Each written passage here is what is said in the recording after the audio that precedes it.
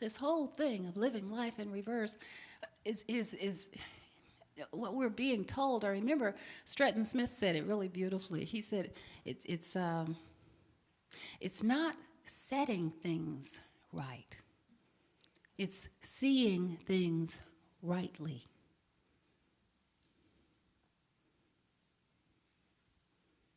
Just see it in a new way. Because you have to see it in a new way to have a new experience. We are not going to demonstrate anything that we don't believe is possible. We are not going to demonstrate anything that we don't believe that the universe can manifest through us.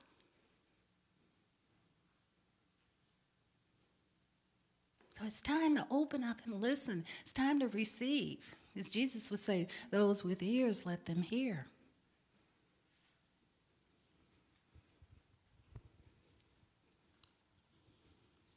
So the question this morning is, am I willing? Am I willing to do what many of the scientists have refused to do?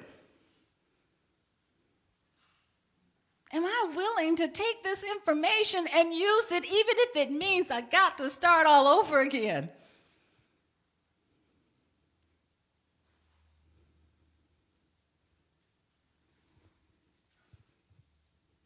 See, living life in reverse is a demanding consciousness.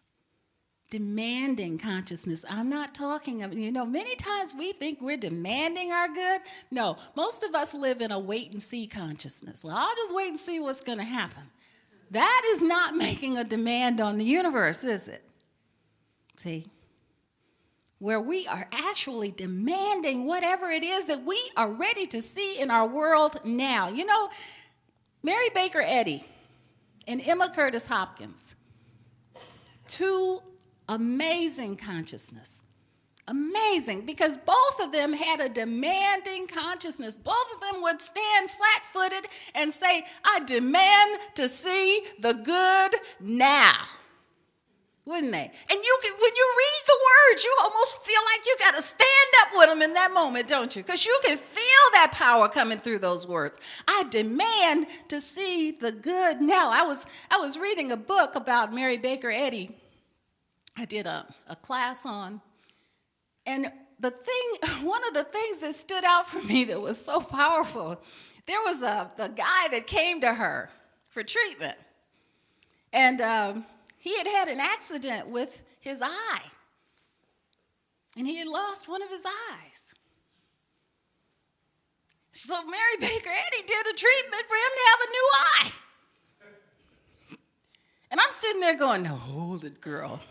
Girl, hold on. Hold, Nellie. Wait a minute, you're talking about a new eye. Man. And interestingly enough, the eye grew back.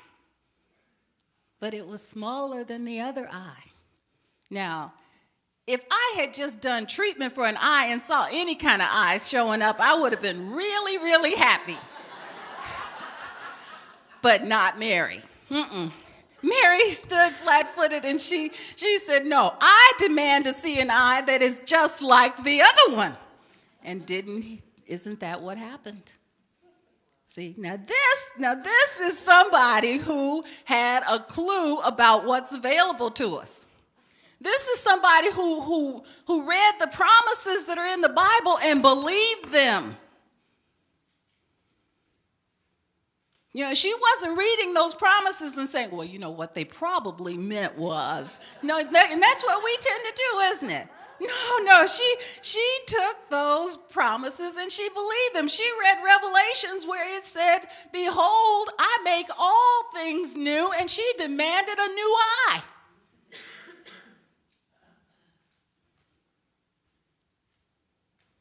What can we demand? What new thing can we begin to demand in our life? See? She wasn't living a powerless life. She wasn't living an insignificant life. She was living a demanding life. She was demanding to see the good now. And she was recognizing that Anything that we can demand now and believe is available to us now, the universe has to be able to reveal when? Now. Absolutely now. How can we conceive of something that the universe cannot do?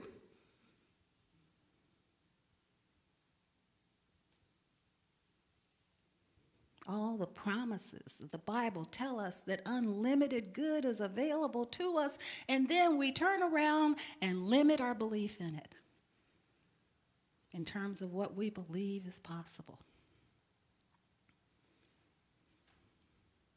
We have all this power, all this power. The Bible tells us, thou shalt decree a thing, and it shall be established unto you. The Bible tells us, call those things not, that be not. Call those things that be not as though they were. Call them now, and they shall be. See? Mary Baker Eddy heard that and said, okay, I'm ready to see a new eye. What are you ready to see? What are you ready to believe?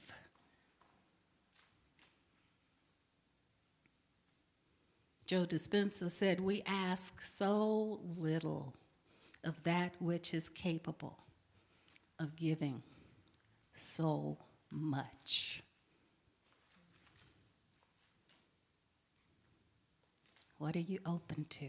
What are you receptive to? We have all this information, but we have to be willing to believe it. We have all this information. We're not separate. We're not isolated. We're whole. We're empowered. We have dominion over life. What does that mean? How can we apply that to our world? All this information, this dominion, choice, free will, and then we think of ourselves as powerless? It's time to come down off that ladder.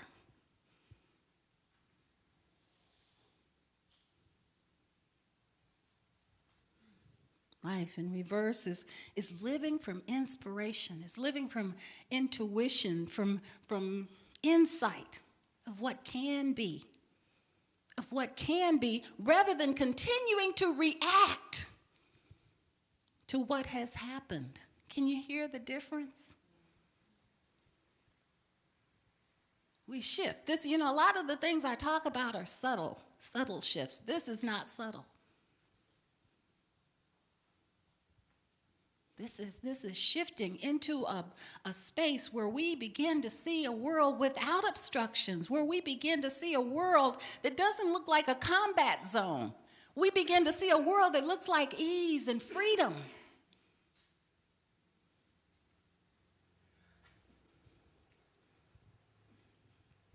We begin to expect to see our word manifest. We begin to expect to see that word that goes forth come back as fulfillment. How many people give themselves a treatment or receive a treatment and expect nothing?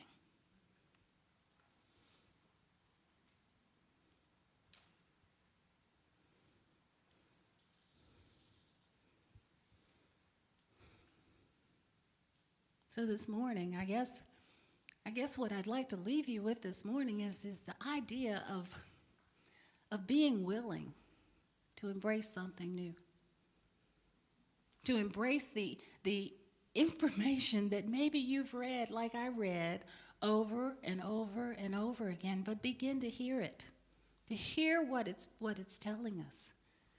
Begin to accept it, to begin to align with it.